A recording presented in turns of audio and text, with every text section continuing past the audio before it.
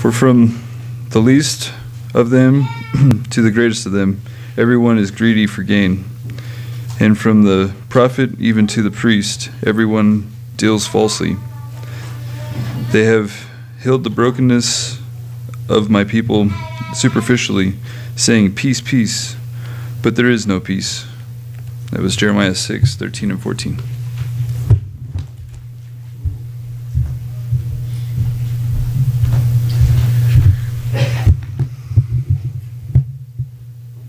Heard about a guy who was doing some work on his house, and he went up on his roof to do various things. He got the hammer and nails and all that stuff, and he got to working, and it's like a lot of situations like that, he got kind of distracted, and on his way back down trying to get off the roof, he kicked the ladder a little bit, and it fell off its position, fell out of position, and he was stuck up there. It was pretty high up.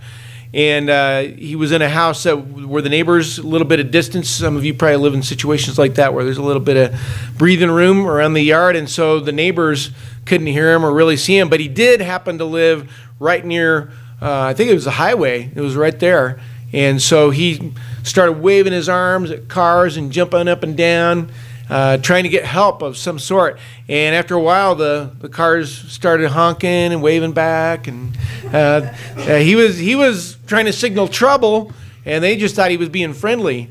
I think he's still up there. I don't know how it worked out, but I can only imagine. I was thinking about him recently because we've been studying Isaiah, and I can't help but think that's probably how Isaiah felt sometimes, a little bit of frustration. He's waving his arms in the air saying there's trouble, there's some serious things going on and things need to change, and he got no real response, not really anybody listening. And I think of him sometimes in that regard. He was a prophet, but he was also kind of like a doctor, and the reason I think of that is Isaiah 1:6. He makes it an analogy very much like a doctor talking, and the patient is Judah. And God has sent him to give a diagnosis, and he describes the patient's condition, and it is not good. Isaiah 1, verse 6. This is Jeremiah kind of in the position of a doctor giving a diagnosis, and he says, from the sole of the foot even to the head, there's nothing sound in it, only bruises, welts, and raw wounds, not pressed out or bandaged, nor softened with oil.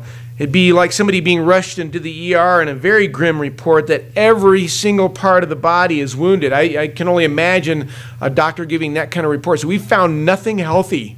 There's not absolutely 1 square inch of this person that has anything good going for it. Judah is in critical condition. That's kind of what Jeremiah and Isaiah were dealing with. And it was as if they broke the promised land into 2 pieces. And as we talked about several times in class, Israel in the north, Judah in the south. I kind of pictured Isaiah as the patient on the other table. They're both in the ER, and he's already been pronounced dead. He's gone. It's Isaiah's job to convince Judah, the patient that remains, that if things don't improve, he's going to suffer the same fate. He's already severely injured, and it doesn't look good. Sad to say, although the diagnosis was made very clear, Judah refused treatment. And although God could have provided a recovery, Judah rejected God's cure. In fact, if you look at 2 Chronicles 36, I find it very interesting that God delivers the final message concerning Judah in very medical terms. 2 Chronicles 36, starting with verse 16. The Lord, the God of their fathers, sent word to them again and again by his messengers because he had compassion on his people and on his dwelling place, but they continually mocked the messengers of God, despised his words, and scoffed at his prophets until the wrath of the Lord arose against his people, until there was no remedy. In other words, no cure. The people rejected treatment until there was no chance for recovery. And despite heroic measures, the patient did die. Like a patient in the ER, it was somebody who thought they knew better than the doctor, and they ignored the doctor and just kind of walked out pretending everything that was fine. Jeremiah, as I mentioned, was also sent to help during these times, and he also strongly urged Judah to fight the wounding and infection of sin. And you wonder why. Why would these people not listen? Here's two guys sent, among others. Here's two doctors, so to speak. It's like getting a second opinion and still not listening to the situation. I can think of at least one reason why they didn't listen to Isaiah and Jeremiah, and it wasn't for a lack of doctors. The problem was too many doctors. While the prophets were providing the truth, there were plenty of those not providing the truth. These two men, among others, Isaiah and Jeremiah, were desperately trying to express the seriousness of the situation, but they were far outnumbered by those saying everything was just fine. Rocky read this for us. I'll read part of this. Jeremiah 6:14, it talks about in verse 13 that all of them were up to this. And then in verse 14, this is the heart of it. They have healed the brokenness of my people superficially, saying, peace, peace. But there's no peace. The prophets were saying surgery is absolutely necessary. This is a serious situation. But the people wanted a third opinion, and the third opinions, instead of surgery, they're saying, you know, it's not so bad. I think a Band-Aid will probably do the trick. Sins had mortally wounded the people, but what really finished them off was false teaching. The prophets of God delivered the truth loud and clear, but there were a lot of other voices speaking out, opposing the truth, saying it's not so bad. Peace, peace.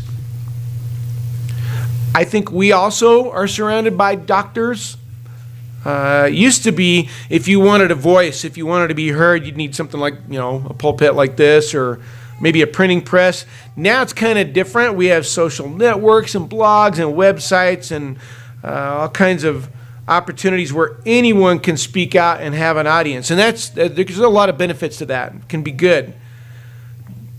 All you need is a little computer know-how, and yet another voice is in the wilderness. Doesn't matter whether or not you have scripture know-how, you just have a voice. There's a common misunderstanding, and this is going to sound pretty mean, but I've said it before, and I'll try to say it nicely in a nice voice. And it's promoted, this common misunderstanding, promoted by radio talk shows, I think is kind of where it started, maybe, and internet forums and a lot of other places. Somewhere along the way, we have convinced ourselves that everybody's opinion matters. And it doesn't. Ideas anymore, they don't have to be rational. They don't have to be based on facts. They don't have to be based even on much thought. Your opinion is valid simply because it's your opinion. Countless people are offering up all kinds of ideas that have no visible means of support. Everyone is eager to chime in on even the most crucial topics. And I so appreciate the fact that we've been given freedom of speech, but we've turned it into the freedom to just let words fall out of our mouths. And this is not to close the door on anyone who wants to speak their mind. I think that's, again, one of the greatest blessings that we have. But when it comes to important issues, maybe there should be some caution or at least some hesitation before we open our mouths to give our opinion. When it comes to souls, it's vital that we go into the ER with some truth. Opinions are really not much help there. We used to joke about, so, well, let's turn to the book of First and Second Opinions. And as the prophet I say so, we just kind of quote, and it kind of seems to be that approach. Just because someone is saying something doesn't mean they have anything to say, and that includes me and anybody who gets up to say anything. It's so important to double check with the Bible, but we're kind of in an ER filled with doctors, and everybody's very anxious to express their diagnosis on everything from the universe to the soul. And the most frightening aspect of all this is the majority is not saying what people need to hear. They're saying what people want to hear. You know about 2 Timothy 4:3.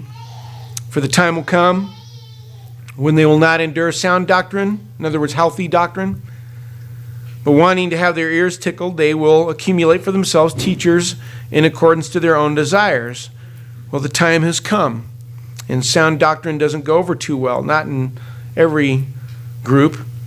People want to live a certain way, and they will find people who tell them they're okay, people who tell them peace, peace. If you were a doctor, I can only imagine if I was, I'd want to come out into the waiting room and tell everyone what they want to hear. But a good doctor will tell people what they need to hear. In a sense, all Christians are in this position. It's hard to tell it like it is, to tell people what they may not necessarily want to hear. But anyone who truly cares about people are going to tell them what they need to hear. I'll give you a specific example. We're going to look at 1 Kings 22. Ahab, you've probably heard of him, was a king, and he was concerned about an upcoming battle, and he asked another king, King Jehoshaphat, to join him. And Ahab gathered all his pocket prophets. He had a bunch of guys who would tickle his ears and tell him what he wanted to hear. Here's 1 Kings 22:4. So this is Ahab talking to the other king, Jehoshaphat. And he said, Jehoshaphat, will you go with me to battle at Ramoth Gilead? And Jehoshaphat said to the king of Israel, I am as you are, my people as your people, my horses as your horses. Verse 5. Moreover, Jehoshaphat said to the king of Israel, please inquire first for the word of the Lord. Then the king of Israel gathered the prophets together, this is Ahab, about 400 men, and said to them, shall I go against Ramoth Gilead to battle, or shall I refrain? And they said, go up, for the Lord will give it into the hand of the king. Everything's a go. It's all good. Peace. Peace. Come to find out, Ahab had made it a point to not consult one guy in particular. And he gives a very specific reason. This is 1 Kings 22:8. Because Jehoshaphat says, we need somebody a little more solid than these prophets that you have. Is there a prophet of the Lord here? And here's Ahab's response, 1 Kings 22:8. This is what he says. There is yet one man by whom we may inquire of the Lord, but I hate him, because he does not prophesy good concerning me, but evil. In other words, he doesn't tell me what I want to hear. But Jehoshaphat, anyway, convinces Ahab to bring in Micaiah, is this man's name. And sure enough, here comes Micaiah with a very depressing diagnosis. 1 Kings 22:23. Now therefore, behold, the Lord has put a deceiving spirit in the mouth of all these your prophets, and the Lord has proclaimed disaster against you. All the other doctors were confidently claiming Ahab was going to be just fine, but Micaiah said otherwise, told Ahab what he needed to hear. Ahab didn't like it. He ignored the diagnosis, and he died. See, truth gets on people's nerves. People don't necessarily want to hear it. They just want to feel better. Not necessarily be better, but feel better. They want someone to just say peace, peace, even when there isn't peace. And this is why people didn't like Jesus, and this is why sometimes people don't like those who follow Jesus. We're not out to pick a fight, and it's not helping the situation to be abrasive or annoying for the sake of that. But some might admire you for your stand in your spiritual walk. But in general, there will be animosity. John 15, Jesus kind of warns the disciples in John 15:18. And notice it's pretty strong terms. John 15, verse 18. If the world hates you, you know that it has hated me before it hated you. If you are of the world would love its own, but because you are not of the world, but I chose you out of the world, because of this, the world hates you. That's one of the primary characteristics of those who speak the truth, is the world is going to find them fairly offensive. And again, this is not clearance to be obnoxious. That doesn't help the situation. I'm not talking about the people who are yelling and calling people names. They're just annoying. I'm talking about the people who calmly stand for the truth. There's one particular part of the truth that's very offensive, and it's a clear emphasis on the narrow way. Here's how it's described in Matthew 7:13. Matthew 7, verse 13. Enter through the narrow gate, for the gate is wide and the way is broad that leads to destruction, and there are many who enter through it. But the gate is small, and the way is narrow that leads to life, and there are few who find it. God goes on to describe in verse 21 the dimensions of this narrow way. It's in Matthew 7:21. Not everyone who says to me, Lord, Lord, will enter the kingdom of heaven, but he who does the will of my Father who is in heaven. It's important to notice what is not said here. He doesn't say everyone who's religious, or everyone who believes that God exists, or everyone who enters a church building. This basic fact is very abrasive to the world. They don't like it. They don't want to hear that. Most think you just need a custom-made belief system. As long as it's sincere, everything's great. And even we can slip into this kind of thinking. Instead of helping people align with the narrow way, we try to make it less narrow. There's a lot of disagreement about it. Some say it's narrower than it actually is, and some say it's wider than it actually is. Both are false teachers. But there's an extremely important difference. The first will cause people to be irritated. The second will cause people to be lost. If someone dares to draw a line between those who are saved and those who are lost, the common reaction is this: how dare you judge them? How dare you judge them? And the irony is that those who accuse Christians often of judging are also judging souls. The only difference is that they're judging them to be saved. Just because you give a positive verdict doesn't make you any less judgmental. Just because you say peace doesn't make it necessarily true. Saying that to the lost doesn't necessarily make you the good guy. In fact, if you're wrong, then you're only helping someone lose their soul. And I know this is pretty grim, but it's so important to balance this with the good news. Everyone can be saved. And there should always be love. That's a deal breaker to tell the truth without love. But there's nothing loving about making someone feel better when they're not obeying God's will. We all have people that we care about who are not obeying God's will. They might be religious, they might be devoted to a religious group, but if we really love them, we won't tell them they're okay when they're not. Not according to our whims or preferences, but according to Scripture. If we really love them, we won't tell ourselves that they're okay. One of the best hopes they have is your devotion to the Word. It's not much help if we help people look for loopholes. When souls are on the line, it's important to not be the one in the ER handing out Band-Aids. It's important to make sure we're not letting the world shape our perception of the narrow way. So we should do that right now before we wrap up this lesson. We're going to be singing a song of encouragement. If you're not baptized according to the Bible, you have not entered the narrow way. I haven't found any other conclusion. If a person is not baptized, they're not connected to Jesus, they're not safe, their condition is critical. And there are thousands who will tell you otherwise. You can find them. And they will tell you peace, peace. But we don't have time to tiptoe around salvation. So I would urge you to make that decision as soon as possible. If you are baptized, continue to love those you care about. If they're lost, don't give them false comfort or give yourself false comfort about them. They need the truth. If you would like to ask for prayers for yourself in this regard and prayers for those you love, it would be more than appropriate to ask for those prayers before you leave. All of us were once lost, and we want to help those who still are. And the best hope they have is someone like you, who will lovingly stand by the narrow way. Pray you'll think about this while we stand together and sing.